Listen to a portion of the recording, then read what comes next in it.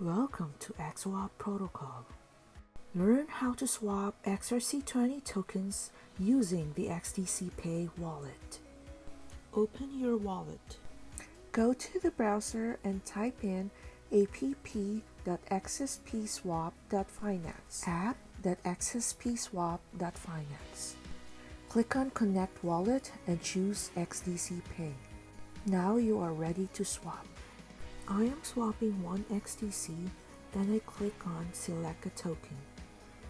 Then from the list, I choose XSP. The number of XSP that I will get for one XDC will auto-populate. Then click on Swap and confirm swap. Click on Submit and click on Dismiss. This is a front-end error that our devs are aware of and are working on right now. Go back to your XDCPay wallet and click on Tokens, and now you will see your newly swapped XSP. Happy swapping!